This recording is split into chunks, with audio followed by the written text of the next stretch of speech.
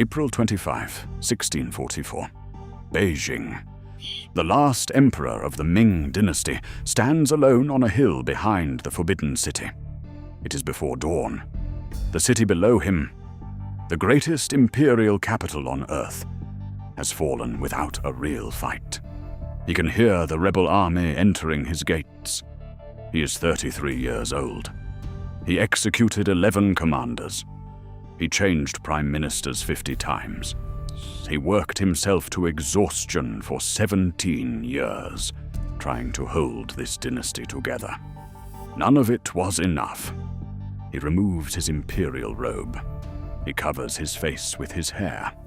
He finds a tree and ties his own belt to a branch. The man who brought him here was a postal worker. Stay with me, because this is about what happens when a government cuts people loose and expects them to disappear quietly. 1629. Shaanxi province, northern China. Li Zicheng was 23 years old, working as a Zhu, a postal relay worker. His job moved messages and officials across the empire's communication network. Not glamorous, but in drought-stricken Shaanxi, a job was survival.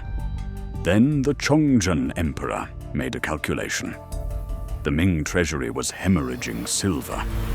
The Manchu threat in the northeast demanded expensive armies.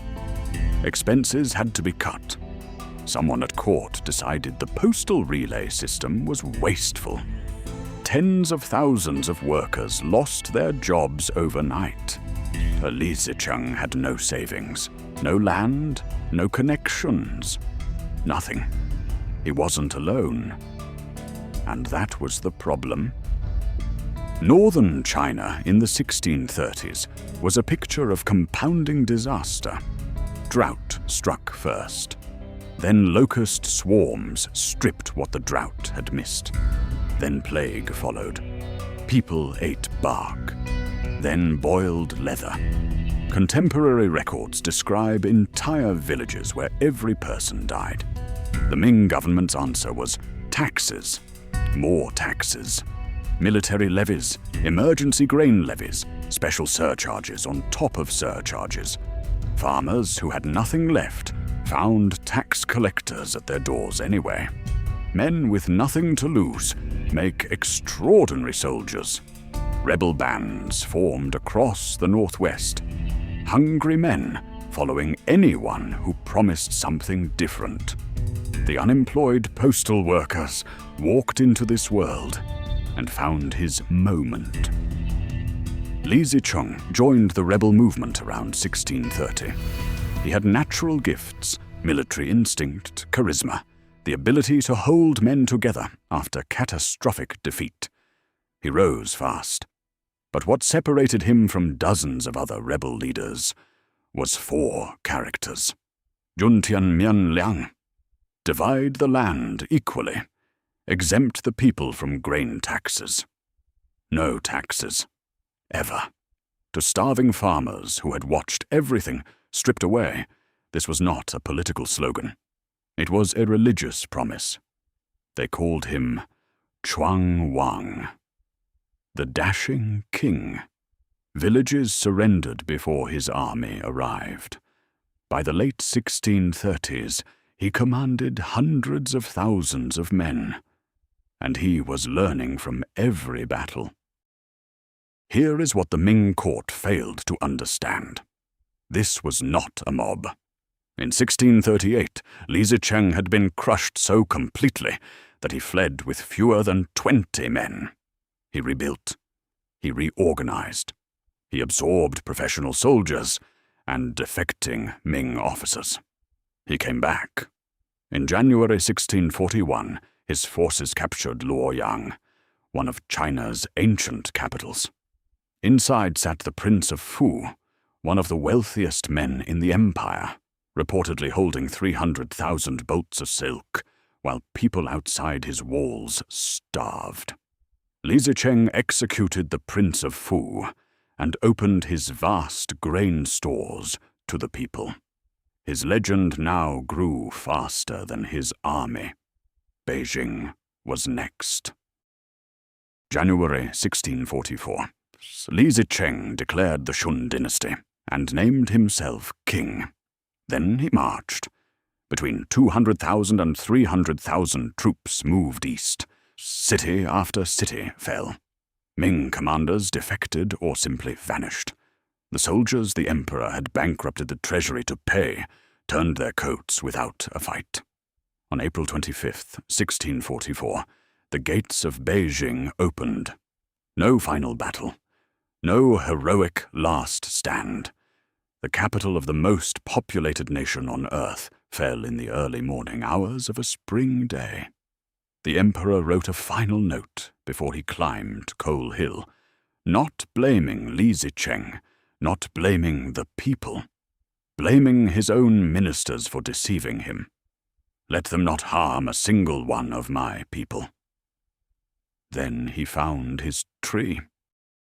Li Zicheng entered the Forbidden City on April the 25th, 1644. For 42 days he was the ruler of China, and almost immediately everything began to fracture. The empire he had won with a promise of no taxes desperately needed taxes to function. His generals, men who had been rebel commanders and soldiers of fortune, were extracting money from captured Ming officials by force. Reports of torture inside the palace walls spread through the city. The discipline that had built the army evaporated the moment the army had won. 600 kilometers to the northeast, a Ming general stood at a gate in the Great Wall and faced a choice that would decide everything. Wu Sangui commanded Shanhai Pass, the great gateway through the Great Wall separating China from the Manchu homeland. When Beijing fell, he had initially agreed to surrender to Li Zicheng. The pragmatic choice. The Ming were finished. Then the news arrived. Li Zicheng's forces in Beijing had seized his family, his father, his household, and his favorite concubine, Chen Yuanyuan, famous across the empire. Taken by a rebel general, Wu Sangui reversed course. He sent a message not to Li Zicheng, but to the Manchu Qing forces waiting on the other side of the pass, the heirs of Nurhaci. If you watched episode 35, you know exactly how long they had been building for this moment. The gates of Shanhai Pass opened, not for Li Zicheng, for the Manchu. May 27, 1644. Li Zicheng's forces engaged Wu Sangui outside the pass, so the fight was close. Until Qing cavalry arrived. Fresh, disciplined, better organized than anything the rebel army had faced in open country. The rebel line broke. Li Zicheng retreated to Beijing, held a hasty coronation ceremony to make his kingship official on paper, burned what he could of the palace, and fled west. 42 days, the full span of the Shun dynasty. The Manchu entered Beijing 17 days later without significant resistance. What followed was a collapse in slow motion through 1644 and into 1645. Li Zicheng's army retreated westward. Qing forces and Wu Sangui's troops pursued. His coalition, built from the desperate and the hungry, held together by a promise that poverty was over, could not hold once the promise was visibly broken. Officers peeled away. Soldiers deserted. Local commanders switched sides when Qing forces appeared. The rebel bands that had swept through Ming defenses dissolved back into the countryside they came from. By 1645, the dashing king was simply running. The historical accounts of Li Zicheng's death disagree on almost every detail. Some say Qing troops caught him in Hubei province. Some say he committed suicide. The most vivid account, and the most fitting, says local villagers caught him foraging for food, recognized him, and beat him to death. The man who promised to end hunger, killed by hungry people.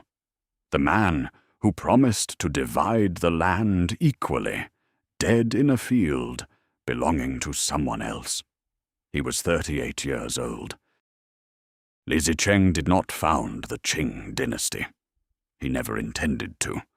But his rebellion stripped the Ming of its armies, emptied its treasury, and created the precise moment of chaos that allowed a Manchu force, stopped at the Great Wall for decades, to walk through a gate held open by an angry general.